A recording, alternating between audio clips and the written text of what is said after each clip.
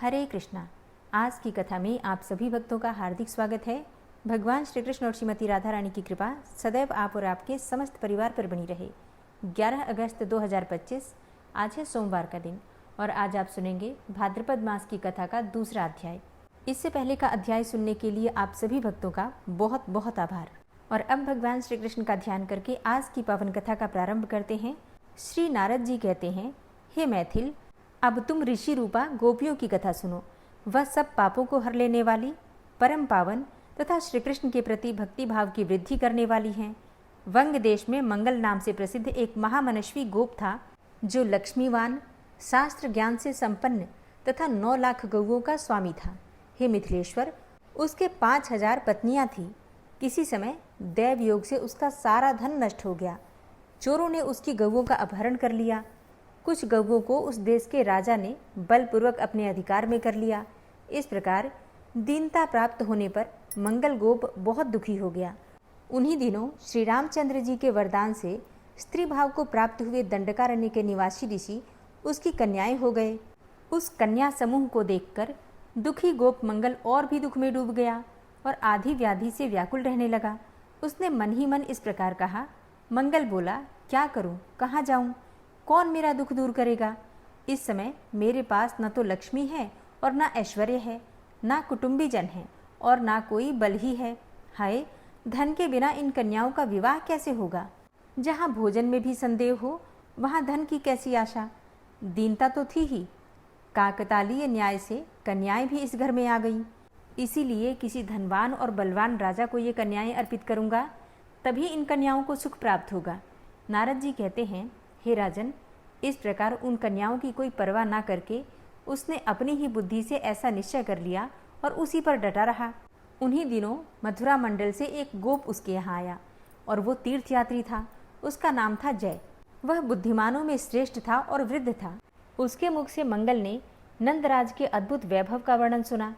दीनता से पीड़ित मंगल ने बहुत सोच विचार कर अपनी चारुलोचना कन्याओं को नंदराज के व्रज मंडल में भेज दिया। अब नंदराज के घर में जाकर वे रत्नमय भूषणों से विभूषित कन्याएं उनके गोष्ठ में गौओं का गोबर उठाने का काम करने लगी। वहां सुंदर श्री कृष्ण को देखकर उन कन्याओं को अपने पूर्व जन्म की बातों का स्मरण हो आया और वे श्री कृष्ण की प्राप्ति के लिए नित्य ही यमुना जी की सेवा पूजा करने लगी। तदनंतर एक दिन श्यामल अंगों वाली विशाल लोचना यमुना जी उन सबको दर्शन देकर वर प्रदान करने के लिए उद्यत हुई। उन गोप कन्याओं ने यह वर मांगा कि ब्रजेश्वर नंदराज के पुत्र श्री कृष्ण हमारे पति हों। तब तथास्तु कहकर यमुना जी वापस वहीं अंतर्ध्यान हो गईं। वे सब कन्याएं वृंदावन में कार्तिक पूर्णिमा की रात को रास मंडल में पहुंची। वहां श्रीहरि ने उनके साथ उसी तरह विहार किया जैसे कि देवांगनाओं के साथ देवराज इंद्र किया करते हैं। श्री नारद जी कहते हैं, हे राजन, हे मिथिलेश्वर, अब मिथिला देश में उत्पन्न गोपियों का आख्यान सुनो। यह दशाश्वमेध तीर्थ पर स्नान का फल देने वाला और भक्ति भाव को बढ़ाने वाला है। श्री रामचंद्र जी के वरदान से जो 9 नंदों के घरों में उत्पन्न हुई थी, वे मैथिली रूपा गोप कन्याएं परम कमनीय नंदनंदन का दर्शन करके मोहित हो गईं। उन्होंने मार्गशीर्ष के शुभ मास में कात्यायनी का व्रत किया और उनकी मिट्टी की प्रतिमा बनाकर वे षोडशोपचार विधि से उनकी पूजा करने लगी। अरुणोदय की वेला में वे प्रतिदिन एक साथ भगवान के गुण गाती हुई आती और श्री यमुना जी के जल में स्नान करती थी। एक दिन वे व्रजांगनाएं अपने वस्त्र यमुना जी के किनारे पर रखकर उनके जल में प्रविष्ट हुईं और दोनों हाथों से जल उलीचकर एक दूसरे को भिगोती हुई जल विहार करने लगी। प्रातःकाल भगवान श्याम सुंदर वहां आए और तुरंत उन सबके वस्त्र लेकर कदम्ब पर आरूढ़ होकर चोर की तरह चुपचाप बैठ गए। हे राजन, अपने वस्त्रों को ना देखकर वे गोप कन्याएं बड़े विस्मय में पड़ी तथा कदम्ब पर बैठे हुए श्याम सुंदर को देखकर लजा गईं और हंसने लगी। तब वृक्ष पर बैठे हुए श्री कृष्ण उन गोपियों से कहने लगे, तुम सब लोग यहाँ आकर अपने अपने कपड़े ले जाओ, अन्यथा मैं नहीं दूंगा। हे राजन, तब वे गोप कन्याएं शीतल जल के भीतर खड़ी खड़ी हंसती हुई लज्जा से मुंह नीचे किए हुए बोली। गोपियों ने कहा, हे मनोहर नंदनंदन, हे गोपरन, हे गोपाल वंश के नूतन हंस, हे महान पीड़ा को हर लेने वाले, हे श्री श्याम सुंदर, तुम जो आज्ञा करोगे वही हम करेंगी। तुम्हारी दासी होकर भी हम यहाँ वस्त्रहीन होकर कैसे रहें। आप गोपियों के वस्त्र लूटने वाले और माखन चोर हैं। ब्रज में जन्म लेकर भी बड़े रसिक हैं। भय तो आपको छू भी नहीं सका है। हमारा वस्त्र हमें लौटा दीजिए, नहीं तो हम मथुरा नरेश के दरबार में आपके द्वारा इस अवसर पर की गई बड़ी भारी अनीति का शिकायत करेंगी। तब श्री भगवान बोले, सुंदर मंद हास्य से सुशोभित होने वाली हे गोपांगनाओं, यदि तुम मेरी दासियां हो तो इस कदम्ब की जड़ के पास आकर अपने वस्त्र ले लो, नहीं तो मैं इन सब वस्त्रों को अपने घर उठाकर ले जाऊंगा। अतः तुम अविलंब मेरे कथनानुसार कार्य करो। श्री नारद जी कहते हैं, हे राजन, तब वे सब की सब व्रजवासिनी गोपियां अत्यंत कांपती हुई जल से बाहर निकली और आनत शरीर होकर हाथ से योनि को ढककर शीत से कष्ट पाते हुए श्रीकृष्ण के हाथ से दिए गए वस्त्र लेकर उन्होंने अपने अंगों में धारण किए। इसके बाद श्रीकृष्ण को लजीली आंखों से देखती हुई वहां मोहित होकर खड़ी रहीं। उनके परम प्रेम सूचक अभिप्राय को जानकर मंद मंद मुस्कुराते हुए श्याम सुंदर श्रीकृष्ण उन पर चारों ओर से दृष्टिपात करके इस प्रकार बोले। श्री भगवान ने कहा, हे गोपांगनाओं, तुमने मार्गशीर्ष मास में मेरी प्राप्ति के लिए जो कात्यायनी व्रत किया है वह अवश्य ही सफल होगा, इसमें संशय नहीं है। परसों दिन में वन के भीतर यमुना के मनोहर तट पर मैं तुम्हारे साथ रास करूंगा, जो तुम्हारा मनोरथ पूर्ण करने वाला होगा। यो कहकर परिपूर्णतम भगवान श्रीहरि जब चले गए, तब आनंद और उल्लास से परिपूर्ण होकर मंदहास की छटा बिखेरती हुई वे समस्त गोप बालाएं अपने घरों को गई। श्री नारद जी कहते हैं, हे मिथिलेश्वर, अब कौशल प्रदेश की गोपिकाओं का वर्णन सुनो। यह श्रीकृष्ण चरितामृत समस्त पापों का नाश करने वाला तथा पुण्यजनक है। कौशल प्रांत की स्त्रियां श्री राम के वर से व्रज में 9 उपनंदों के घरों में उत्पन्न हुई और व्रज के गोपजनों के साथ उनका विवाह हो गया। वे सबकी सब रत्नमय आभूषणों से विभूषित थी। उनकी अंग कांति पूर्ण चंद्रमा की चांदनी के समान थी। वे नूतन यौवन से संपन्न थीं। उनकी चाल हंस के समान थी और नेत्र प्रफुल्ल कमल दल के समान विशाल थे। वे पद्मिनी जाति की नारियां थीं। उन्होंने कमनीय महात्मा नंदनंदन श्रीकृष्ण के प्रति जार धर्म के अनुसार उत्तम, सुदृढ़ तथा सबसे अधिक स्नेह किया। ब्रज की गलियों में माधव मुस्कुराकर पीतांबर छीनकर और आंचल खींचकर उनके साथ सदा ही हास परिहास किया करते थे। वे गोपबालाएं जब दही बेचने के लिए निकलती थीं तो दही लो ये कहना भूल जाती थी और कृष्ण लो कहने लगती थी। श्री कृष्ण के प्रति प्रेमासक्त होकर वे कुंज मंडल में घूमा करती थी। आकाश, वायु, अग्नि, जल, पृथ्वी, नक्षत्र मंडल, संपूर्ण दिशा, वृक्ष तथा जन समुदायों में भी उन्हें केवल कृष्ण ही दिखाई देते थे। प्रेम के समस्त लक्षण उनमें प्रकट थे। श्री कृष्ण ने उनके मन हर लिए थे। वे सारी व्रजांगनाएं 8 सात्विक भावों से संपन्न थीं। प्रेम ने उन सबको परम हंसों अर्थात ब्रह्मनिष्ठ महात्माओं की अवस्था को पहुंचा दिया था। हे नरेश्वर, वे कांतिमती गोपांगनाएं श्री कृष्ण के आनंद में ही मग्न होकर व्रज की गलियों में विचरा करती थीं। उनमें जड़ और चेतन का भान नहीं रह गया था। वे जड़, उन्मत्त और पिशाचों की भांति कभी मौन रहती और कभी बहुत बोलने लगती थीं। वे लाज और चिंता को तिलांजलि दे चुकी थीं। इस प्रकार कृतार्थ होकर जो श्रीकृष्ण में तन्मय हो रही थी, वे गोपांगनाएं बलपूर्वक खींचकर श्रीकृष्ण के मुखारविंद को चूम लेती थीं। हे राजन, उनके तप का मैं क्या वर्णन करूं, जो सारे लोक व्यवहार एवं मर्यादा मार्ग को तिलांजलि देकर हृदय तथा इंद्रिय आदि के द्वारा पूर्ण पर ब्रह्म वासुदेव में ही अविचल प्रेम करती थीं, जो रास क्रीड़ा में श्रीकृष्ण के कंधों पर अपनी बाहें रखकर प्रेम से विगलित चित्त होकर श्रीकृष्ण को पूर्णतया अपने वश में कर चुकी थी। उनकी तपस्या का अपने सहस्त्र मुखों से वर्णन करने में नागराज शेष भी समर्थ नहीं है। हे विदेहराज, न्याय वैशेषिक आदि दर्शनों के तत्वज्ञों में श्रेष्ठतम महात्मा योग, सांख्य और शुभ कर्म द्वारा जिस पद को प्राप्त होते हैं, वही पद केवल भक्ति भाव से उपलब्ध हो जाता है। आदिदेव श्रीहरि केवल भक्ति से ही वश में होते हैं। निश्चय ही इस विषय में सदा गोपियां ही प्रमाण हैं। उन्होंने कभी सांख्य और योग का अनुष्ठान नहीं किया, तथापि केवल प्रेम से ही वे भगवत स्वरूपता को प्राप्त हो गईं। श्री नारद जी कहते हैं, हे राजन, अब अयोध्या वासिनी गोपियों का वर्णन सुनो, जो चारों पदार्थों को देने वाला तथा साक्षात श्री कृष्ण की प्राप्ति कराने वाला सर्वोत्कृष्ट साधन है। हे मिथिलेश्वर, सिंधु देश में चंपक नाम से प्रसिद्ध एक नगरी थी, जिसमें धर्मपरायण विमल नामक राजा हुए थे।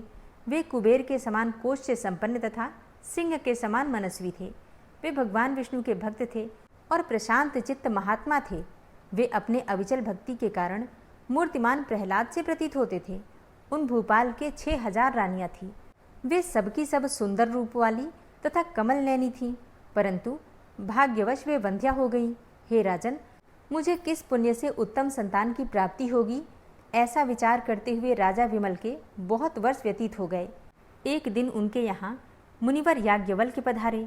राजा ने उनको प्रणाम किया और उनका विधिवत पूजन किया, और फिर उनके सामने वे विनीत भाव से खड़े हो गए।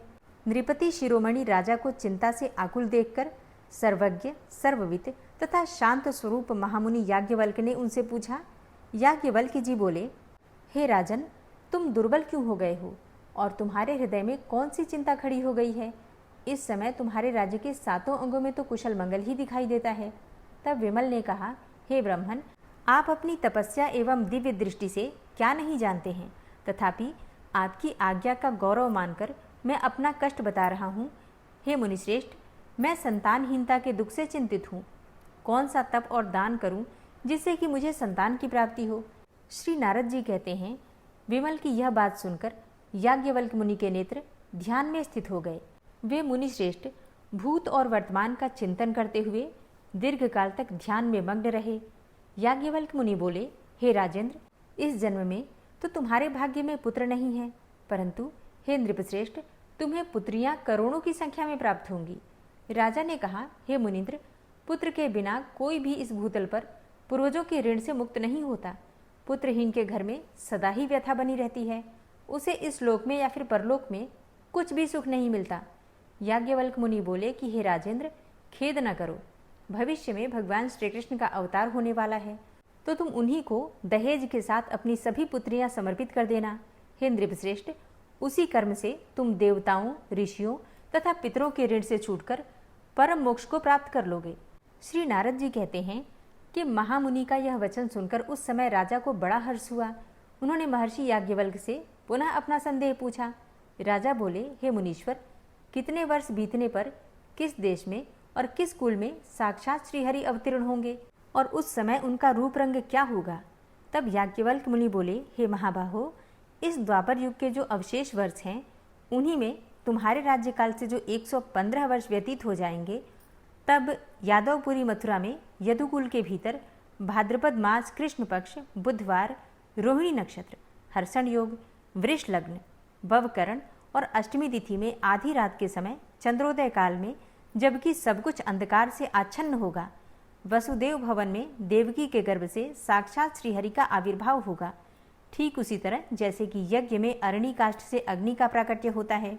भगवान के वक्षस्थल पर श्रीवत्स का चिन्ह होगा और उनकी अंग कांति मेघ के समान श्याम होगी। वे वनमाला से अलंकृत होंगे और अतीव सुंदर होंगे। पीतांबरधारी, कमल नयन तथा अवतार काल में चतुर्भुज होंगे। तुम उन्हें अपनी कन्याएं देना, तुम्हारी आयु अभी बहुत है, तुम उस समय तक जीवित रहोगे, इसमें कोई संशय नहीं है। श्री नारद जी कहते हैं, हे राजन, यो कहकर जब साक्षात महामुनि याज्ञवल्क्य चले गए, तब चंपका नगरी के स्वामी राजा विमल को बड़ा हर्ष हुआ। अयोध्या पुरवासिनी सभी स्त्रियां श्री राम के वरदान से उनकी रानियों के गर्भ से पुत्री रूप में प्रकट हुईं। वे सभी राजकन्याएं बड़ी सुंदरी थीं। उन्हें विवाह के योग्य अवस्था में देखकर नृप शिरोमणि चंपकेश्वर को चिंता हुई। उन्होंने याज्ञवल्क्य की बात को याद करके दूत से कहा। विमल बोले कि हे दूत, तुम मथुरा जाओ और वहां शूरपुत्र वसुदेव के सुंदर घर तक पहुंचकर देखो। वसुदेव का कोई बहुत सुंदर पुत्र होगा। उसके वक्षस्थल में श्रीवत्स का चिन्ह होगा।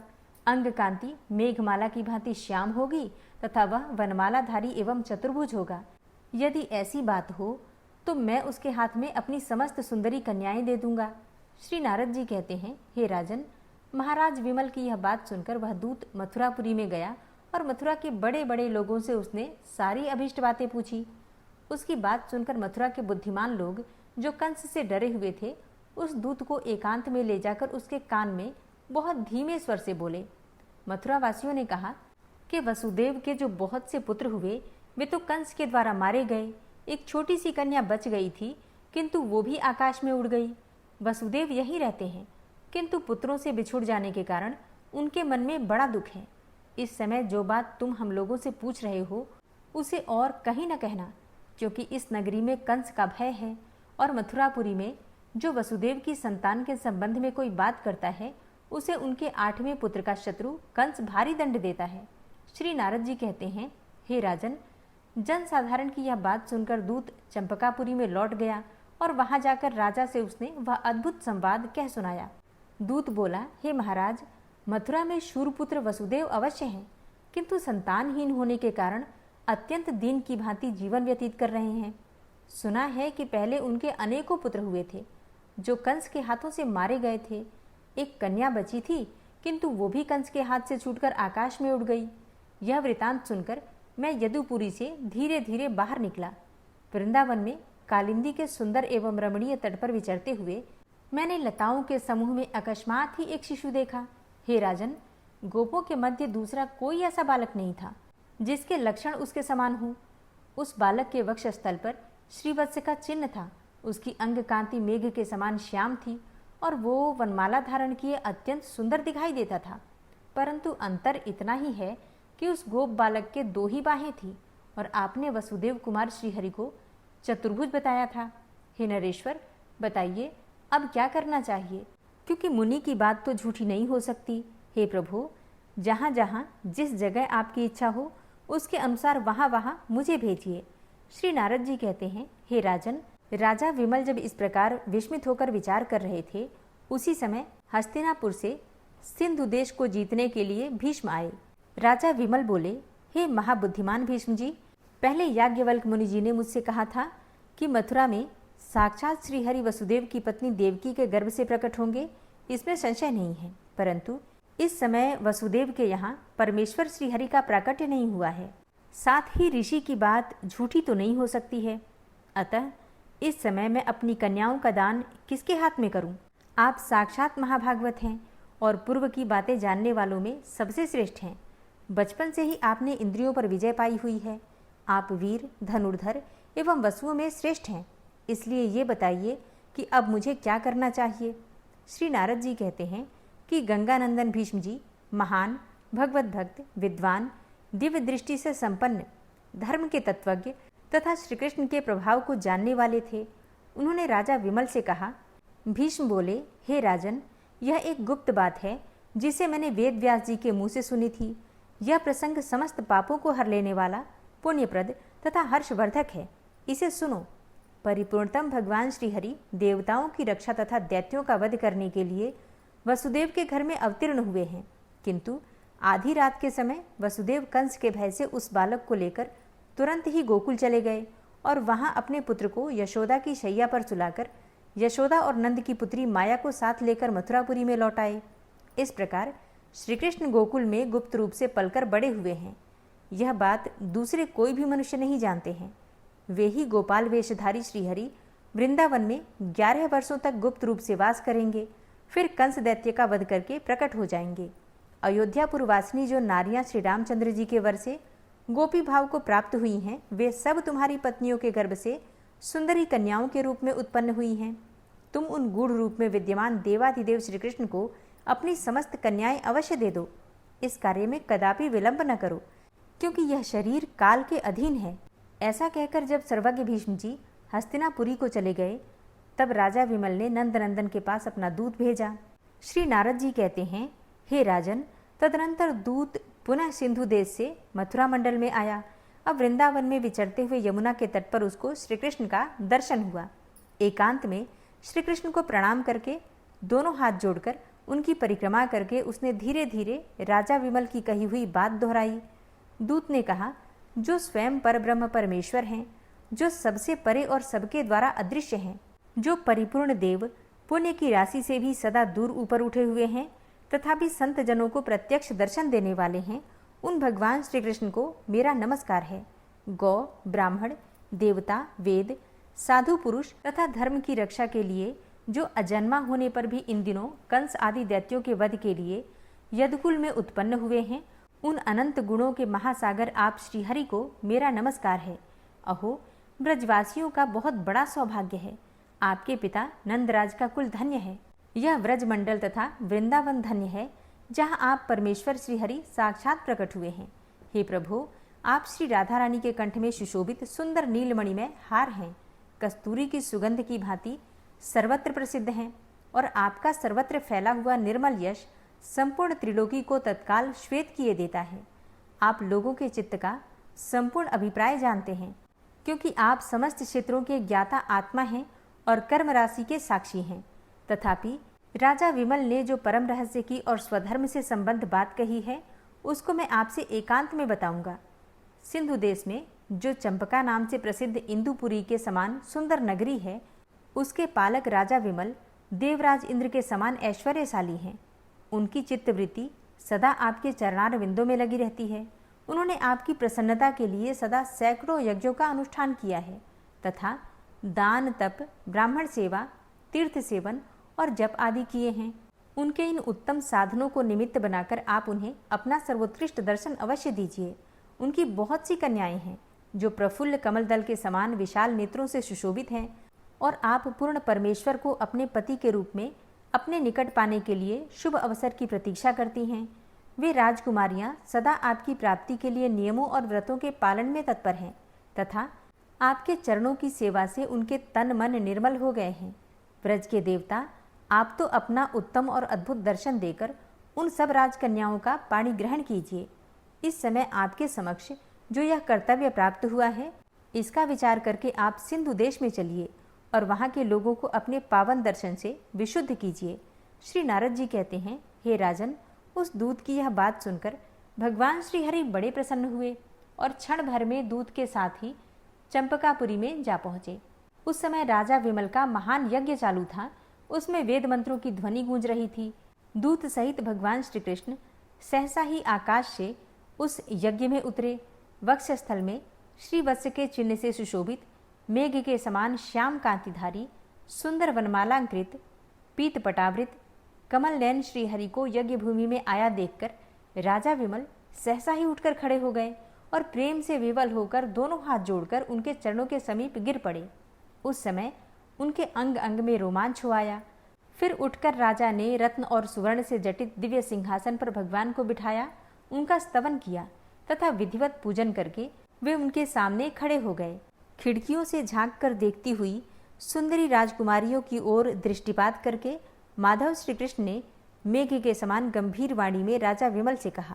श्री भगवान बोले, हे महामते, तुम्हारे मन में जो वांछनीय हो वह वर मुझसे मांगो। महामुनि याज्ञवल्क्य के वचन से ही तुम्हें मेरा दर्शन प्राप्त हुआ है। विमल ने कहा, हे देवदेव, मेरा मन आपके चरणार विंदों में भ्रमर बनकर निवास करे, यही मेरी इच्छा है। इसके सिवा दूसरी कोई अभिलाषा कभी मेरे मन में नहीं होती।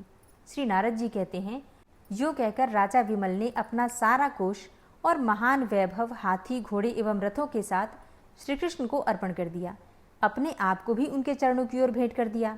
हे नरेश्वर, अपनी समस्त कन्याओं को विधि पूर्वक श्री हरि के हाथों में समर्पित करके भक्ति विवल होकर राजा विमल ने श्री कृष्ण को नमस्कार किया। उस समय जनमंडल में जय जयकार का शब्द गूंज उठा। आकाश में खड़े हुए देवताओं ने वहां दिव्य पुष्पों की वर्षा की। फिर उसी समय राजा विमल को भगवान श्री कृष्ण का सारूप्य प्राप्त हो गया। उनकी अंग कांति कामदेव के समान प्रकाशित हो उठी। शत सूर्यों के समान तेज धारण किए वे दिशा मंडल को उद्भासित करने लगे। उस यज्ञ में उपस्थित संपूर्ण मनुष्यों के देखते देखते पत्नियों सहित राजा विमल गरुड़ पर आरूढ़ होकर भगवान श्री गरुड़ ध्वज को नमस्कार करके वैकुंठ लोक में चले गए। इस प्रकार राजा को मोक्ष प्रदान करके स्वयं भगवान श्री कृष्ण उनकी सुंदरी कुमारियों को साथ लेकर व्रज मंडल में आ गए और वहां रमणीय कामवन में जो दिव्य मंदिरों से सुशोभित था, वे सुंदरी कृष्ण प्रियाएं आकर रहने लगी और भगवान के साथ कंदुक क्रीड़ा से मन बहलाने लगी। जितनी संख्या में वे श्री कृष्ण प्रिया सखियां थी, उतने ही रूप धारण करके सुंदर व्रजराज श्री कृष्ण रास मंडल में उनका मनोरंजन करते हुए विराजमान हो गए। उस रास मंडल में उन विमल कुमारियों के नेत्रों से जो आनंद जनित जल बिंदु चित होकर गिरे, उन सबसे वहां विमल कुंड नामक तीर्थ प्रकट हो गया, जो सब तीर्थों में उत्तम है। हे नृपेश्वर, विमल कुंड का दर्शन करके उसका जल पीकर तथा उसमें स्नान पूजन करके मनुष्य मेरू पर्वत के समान विशाल पाप को भी नष्ट कर डालता और गोलोक धाम में जाता है। जो मनुष्य अयोध्या वासिनी गोपियों के इस कथानक को सुनेगा, वह योगी दुर्लभ परम धाम गोलोक में जाएगा, इसमें कोई संशय नहीं है। हरे कृष्णा। आज की कथा का यहीं पर समापन करती हूँ और इसके आगे का वृतांत आप कल की कथा में सुनेंगे। और अब आप सुनेंगे श्री विष्णु सहस्रनाम स्तोत्र। ओम विश्वं विष्णुर्वषट्कारो भूतभव्य भवत्प्रभु भूतकृत भूतभृद्भावो भूतात्मा भूतवाहन भूतात्मा परमात्मा च मुक्तानां परमागति अव्ययः पुरुषः साक्षी क्षेत्रज्ञो अक्षर एव च योगो योगविदां नेता प्रधानपुरुषेश्वरः नारसिंहवपुः श्रीमान् केशवः पुरुषोत्तमः सर्वः शर्वः शिवस्थाणुर्भूतादिर्निधिर्व्ययः सम्भवो भावनो भर्ता प्रभवः प्रभुरीश्वरः स्वयंभू शम्भुरादित्यः पुष्कराक्षो महास्वनः अनादिनिधनो धाता विधाता धातुरुत्तमः अप्रमेयो ऋषिकेश पद्मनाभो अमरप्रभु विश्वकर्मा मनुस्त्वष्टा स्थविष्ठः स्थविरो ध्रुवः अग्राह्यः शाश्वतः कृष्णो लोहिताक्षः प्रतर्दन प्रभूतस्त्रिककुब्धाम पवित्रं मङ्गलं परम् ईशानः प्राणदः प्राणो ज्येष्ठः श्रेष्ठः प्रजापति हिरण्यगर्भो भूगर्भो माधवो मधुसूदनः ईश्वरो विक्रमी धन्वी मेधावी विक्रमः क्रमः अनुत्तमो दुराधर्षः कृतज्ञः कृतिरात्मवान् सुरेशः शरणं शर्म विश्वरेताः प्रजाभवः अह संवत्सरो व्याल प्रत्ययः सर्वदर्शनः अज सर्वेश्वर सिद्ध सिद्धे सर्वादिर्च्युत वृषाकपिर्मेयात्मा सर्वयोगविनिश्रित वसुर्वसुमना सत्य समात्मा संमितः सम अमोघ पुण्डरीकाक्षो वृषकर्मा वृषाकृतिः रुद्रो बहुशिरा बभ्रुर्विश्वयोनिः शुचिश्रवा अमृतः शाश्वतस्थाणुर्वरारोहो महातपः सर्वगः सर्वविद्भानुर्विश्वक्सेनो जनार्दनः वेदो वेदविद्व्यङ्गो वेदाङ्गो वेदवित्कविः लोकाध्यक्षः सुराध्यक्षो धर्माध्यक्षः कृताकृतः चतुरात्मा चतुर्व्यूहश्चतुर्द्रष्टश्चतुर्भुजः भ्राजेष्णुर्भोजनं भोक्ता सहिष्णुर्जगदाति च अनघो विजयोजेता विश्वयोनिः पुनर्वसु उपेन्द्रो वामनः प्रांशुर्मोघः शुचिरुर्जिता अतीन्द्रः सङ्ग्रहः सर्गो धृतात्मा नियमो यमः वेद्यो वैद्यः सदा योगी वीरः माधवो मधु अतीन्द्रियो महामायो महोत्साहो महाबलः महाबुद्धिर्महावीर्यो महाशक्तिर्महाद्युतिः अनिर्देश्यवपुः श्रीमान् मेयात्मा महाधृतिर् महिश्वासो महीभर्ता श्रीनिवासः सतां गति अनिरुद्ध सुरानन्दो गोविन्दो गोविन्दाम्पति मरीचिर्दमनो हंस सुपर्णो भुजगोत्तम हिरण्यनाभ सुतपा पद्मनाभ प्रजापति अमृत्यु सर्वदिक्सिंह सन्धाता सन्धिमानस्थिर अजो दूर्मर्षणः शास्ता विश्रुतात्मा सुरारिः गुरुर्गुर्तमो धाम सत्य सत्यपराक्रम निमिषो अनिमिषो श्रग्वी वाचस्पतिरुदारधि अग्रणिर्ग्रामणी श्रीमान् न्यायो नेता समीरण सहस्रमूर्धा विश्वात्मा सहस्राक्षा सहस्रपात् आवर्तनो निवृत्तात्मा संवृतः संप्रमर्दन अह संवर्तको वहनिर्निलोधरणीधरः सुप्रसादः प्रसन्नात्मा विश्वदृग्विशुभुग्विभु सत्कर्ता सत्कृतः साधु जहर्नुर्नारायणो नरः असंख्येयो अप्रमेयात्मा विशिष्टशिष्टकृच्छुवि सिद्धार्थ सिद्धसङ्कल्प सिद्धिदः सिद्धिसाधनः वृषाहि वृषभो विष्णुर्विष्पर्वा वृषोदरः वर्धनो वर्धमानश्च विविक्तः श्रुतिसागरः सुभुजो दूर्धरो वाग्मी महेन्द्रो वसुदो वसु नैकरूपो बृहद्रूप शिपिविष्टः प्रकाशनः ओजस्तेजो द्युतिधर प्रकाशात्मा प्रतापनः रिद्धस्पष्टाक्षरो मन्त्रश्चन्द्रांशुर्भास्करदुतिः अमृतांशुद्भवो भानु शशबिन्दुः सुरेश्वरः औषधं जगतः सेतु सत्यधर्मपराक्रमः भूतभव्य भवन्नाथ पवनः पावनो नलः कामः कामकृत्कान्तः कामः कामप्रदः प्रभु युगादिकृद्युगावर्तो नैकमायो महाशनः अदृश्यो अव्यक्तरूपश्च सहस्रजितनन्तजित् इष्टो अविशिष्ट शिष्टेष्ट शिखण्डी नहुसो वृष क्रोधः क्रोधकृत्कर्ता विश्वबाहुर्महीधरः अच्युतः प्रतितः प्राणः प्राणदो वासवानुजः अपां निधिर्धिष्ठानं प्रमत्तः प्रतिष्ठितः स्कन्दः स्कन्दधरो धूर्यो वरदो वायुवाहनः वासुदेवो बृहद्भानुरादिदेवः पुरन्दरः अशोकस्तारणस्तारः शूरः सौरिर्जनेश्वरः अनुकूलः शतावर्त पद्मी पद्मनिभेक्षणः पद्मनाभो अरविन्दाक्ष पद्मगर्भ शरीरभृत् महर्धिरिद्धो वृद्धात्मा महाक्षो गरुडाध्वजः अतुलः शरभो भीमो समयज्ञो हविर्हरि सर्वलक्षणलक्षण्यो लक्ष्मीवान् समितिञ्जयः वीक्षरो रोहितो मार्गो हेतुर्दामोदरः सह महीधरो महाभागो वेगवान् मिताशनः उद्भवः क्षोभणो देवः श्रीगर्भः परमेश्वरः करणं कारणं कर्ता विकर्ता गहनो गुहः व्यवसायो व्यवस्थान संस्थान स्थानदो ध्रुवः परर्थी परमस्पस्तुष्टः पुष्टः सुभेक्षणः रामो विरामो विरजो मार्गो नेयो नयोनयः वीरः शक्तिमतां श्रेष्ठो धर्मो धर्मविदुत्तमः वैकुण्ठः पुरुषः प्राणः प्राणदः प्रणवः पृथुः हिरण्यगर्भः शत्रुघ्नो व्याप्तो वायुरुधोक्षजः ऋतुः सुदर्शनः कालः परमेष्ठी परिग्रहः उग्रः संवत्सरो दक्षो विश्रामो विश्वदक्षिणः विस्तारः स्थावरस्थाणु प्रमाणं बीजमव्ययम् अर्थो अनर्थो महाकोशो महाभोगो महाधनः अनिर्विण्णः स्थविष्टोभू धर्मयुपो महामख नक्षत्रनेमिर्नक्षत्री क्षमा क्षामः समीहनः यज्ञ इज्यो महेज्यश्च क्रतुसत्रं सतां गतिः सर्वदर्शी विमुक्तात्मा सर्वज्ञो ज्ञानमुत्तमं सुव्रतः सुमुखः सुष्मा सुघोषः सुखदः सुहृतः मनोहरो जित्क्रोधो वीरबाहुर्विदारणः स्वापनः स्ववसो व्यापी नैकात्मा नैककर्मकृत् वत्सरो वत्सलो वत्सी रत्नगर्भो धनेश्वरः धर्मगुप्त धर्मकृत धर्मी सदसक्षरमक्षरम अविज्ञाता सहस्रांसुर्विधाता कृतलक्षण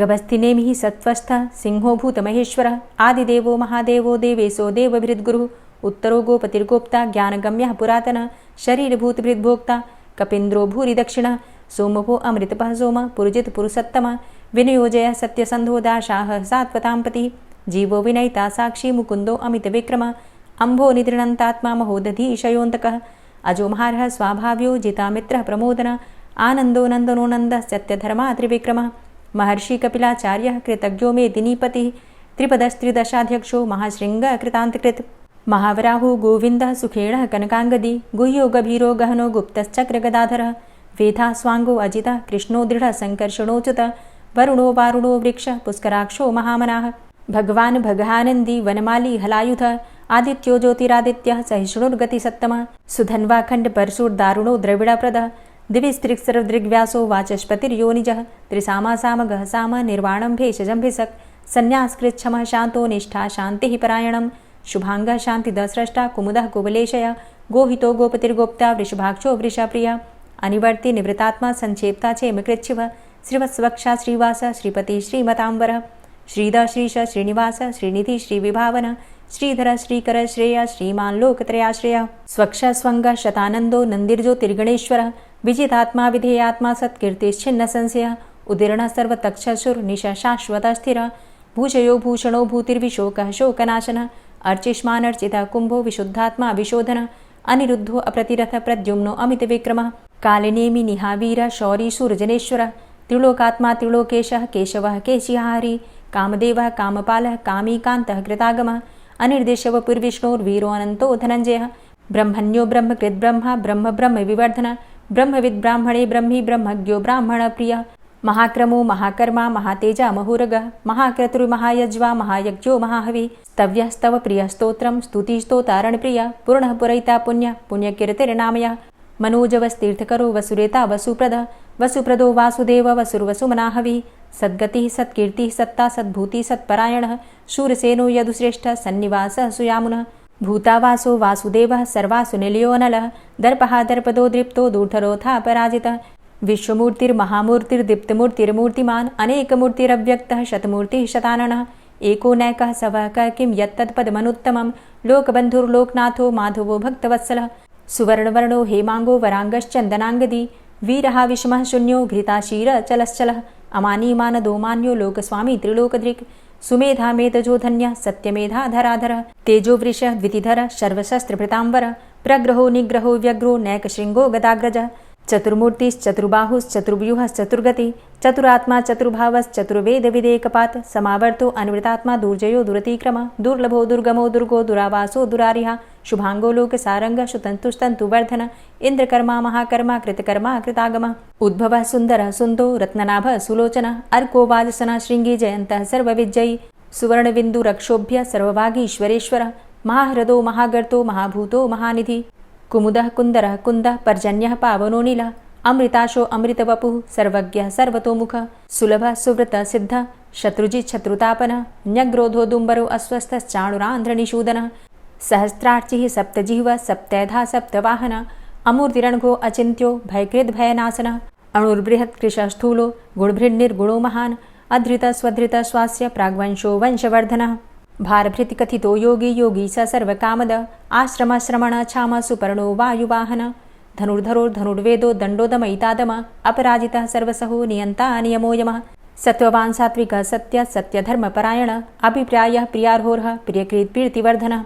विहाय सगतिर्ज्योति सुरुचिर्हुद्भुग्विभु रविर्विलोचनः सूर्य सविता रविलोचनः अनन्तो हुद्भुग्भोक्ता सुखदो नैकजोग्रज अनिर्विण्ण सदामर्षि लोकाधिष्ठानमद्भुतः सनात सनातन्तमः कपिलः कपिरप्यय स्वस्तिदा स्वस्तिकृत् स्वस्ति स्वस्तिभुक् स्वस्ति दक्षिण रौद्रः कुण्डली चक्रे विक्रम्युर्जितशासन शब्दातिगः शब्दशः शिशिरः शर्वरीकर अक्रूरः पेशलो दक्षो दक्षिणः क्षमिणाम्बर विद्वतमो वितभय पुण्यश्रवणकीर्तन उत्तारणो दुष्कृतिः पुण्यो दुःस्वप्ननाशन वीरः रक्षणः सन्तो जीवनः पर्यवस्थितः अनन्तरूपो अनन्तसृर्जितमन्युर्भयापः चतुरष्ट्रो गभीरात्मा विदिशो व्यादिशो दिश अनादिर्भूर्भुवो लक्ष्मीः सुवीरो रुचिराङ्गद जननो जन्मादिर्भीमो भीमपराक्रम आधारनीलयोधाता पुष्पहासः प्रजागर ऊर्ध्वगः सत्पथाचार प्राणदः प्रणवापण प्रमाणं प्राणनीलयः प्राणभृत् प्राणजीवनः तत्त्वं तत्त्वविदेकात्मा जन्म मृत्यु जरातिघ भूर्भुवस्वस्तरुस्तारः सविता प्रपितामहः यज्ञो यज्ञपतिर्यज्वा यज्ञाङ्गो यज्ञवाहनः यज्ञभृद्यज्ञकृद्यज्ञ यज्ञभुक् यज्ञसाधन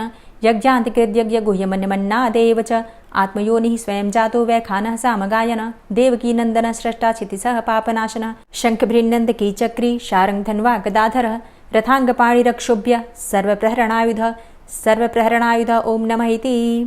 दोस्तों, अगर आप जन्माष्टमी और हरतालिका तीज के विषय में जानना चाहते हैं तो चैनल पर वीडियो अपलोड हो चुकी है, आप लोग देख सकते हैं।